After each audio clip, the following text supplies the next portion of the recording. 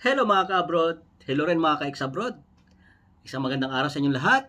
Panibagong vlog na naman tayo. At magbablog tayo na parang kwentuhan lang. Balikan natin yung mga nakaraan. Teka, kape muna pala kayo. Wow, swabe.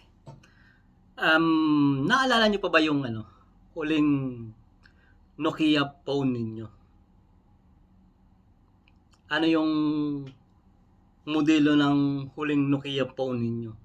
Kasi nung dati, sa natatandaan ko, halos magkalaban sa mga cellphone yung lang Nokia at saka Sony Ericsson. Although may marami na rin mga iba't ibang klaseng cellphone noon, pero ang talagang dalawang namamayagpag noon naglalabanan ay ang Nokia at saka Sony Ericsson. Kung marirecall nyo, yung kanilang mga Walkman series, yung mga music phone series nila ay talagang naglalaban. At nasabi ko yan dahil hanggang ngayon ay meron pa rin ako ditong Nokia N91. Ito yung sa aking opinion ay isa sa pinaka maganda at complete phone ng Nokia.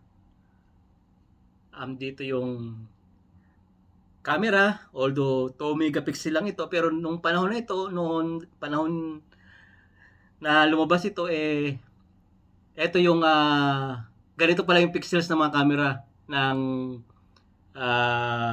cellphone.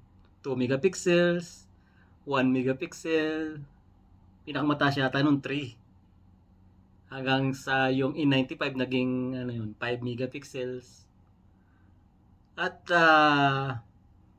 mayroon itong dedicated na keypad para sa music. Ayan. May FM radio, may 3.5 mm jack, at talaga namang napakasulit hawakan.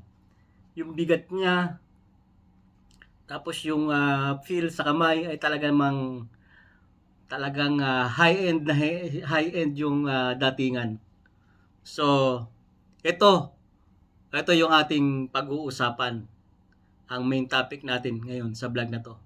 So, tara, let's tingnan natin kung mau-open pa itong cellphone na to dahil binilhan natin siya ng bagong battery.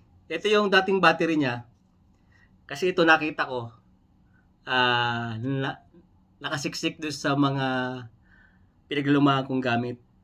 At dahil nagpakargo na tayo ng mga gamit, nakita natin ito doon sa isang sulok. Doon sa isang cabinet. At sinubukan kong bilhan ng battery. At etong charger, binalan ko rin ng charger. So itong charger nabili natin sa halagang 10 dirhams. At itong battery naman niya ay nabili natin sa halagang 10 dirhams din. Ito yung original battery niya. Itong BL5CB. At itong replacement ay may part number na BL5C. So, sinukat na rin naman namin ito doon. At pumasok naman, match naman. So, titingnan natin kung kaya niya i-power on. So, tara, let's. Sa mga ka-abroad, mga ex-abroad, try natin na ilagay yung kanyang replacement battery. Ayan. Paano ba yun? Baliktad. And pumasok naman siya. Try natin ilagay yung takip. Ito yung takip nyo. Okay. And i-power on natin. Ayan, oh. mga ka-abroad, mga ka-ex-abroad. Success, nag-power on siya. At kung marirecall nyo, ito yung iconic na display niya. Ito yung iconic sound niya at saka yung iconic image, yung reaching hands. Ayan, yan yung iconic ng Nokia. At ayan mga ka-abroad, mga ka-ex-abroad, kita nyo naman na nag-open siya. Ayan. At isa sa pinaka mahalagang features nitong N91 ay yung kanyang Bluetooth function. Alam niyo kung bakit? Kasi noong mga panahon na yon, yung Bluetooth functionality niya, yun ang nagdadala para makapag-transfer ka o lagay ka ng mga songs dito sa phone na to.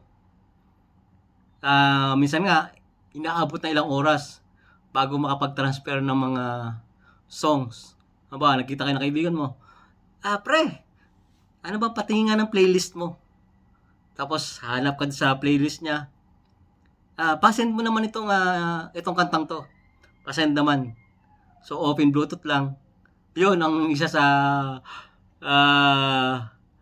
means of pagta-transfer ng mga file nun at ng mga songs, kalimitan songs, yung Bluetooth. Although dati yung functionality ng IR blaster o yung infrared ginagamit din, pero mabagal lang sa infrared.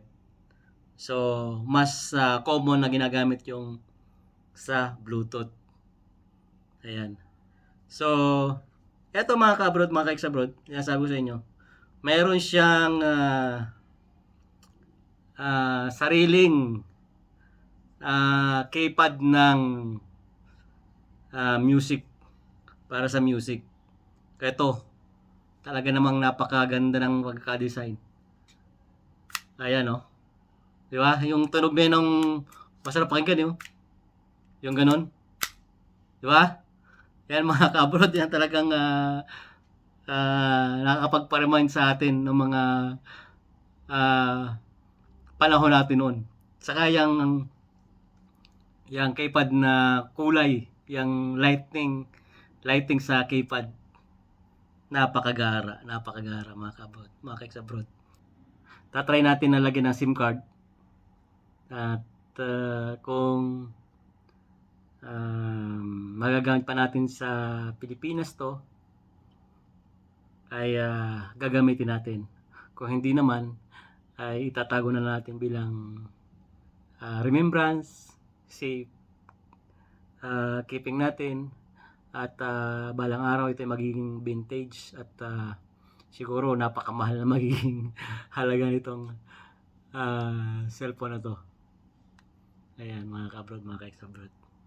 So ito na lang muna ang ating vlog. Hanggang dito na lang, at sana na-enjoy ka kahit papaano, nabalikan mo yung panahon noon. Yung naalala ko yung labanan ng mga cellphone noon, yung Sony Ericsson. Ang kalabanan dati nito, kasabayan nito yung Walkman series ng Sony Ericsson, yung W800 o hanggang W850. Ayan, kasi dati napakaganda rin ng mga sound ng Walkman series ng Sony Ericsson. Ayan. Yung kanilang CyberShot na K800, dati nagkaroon din ako ng cellphone na yun, yung CyberShot. So at pero hindi ito yung last na cellphone ko.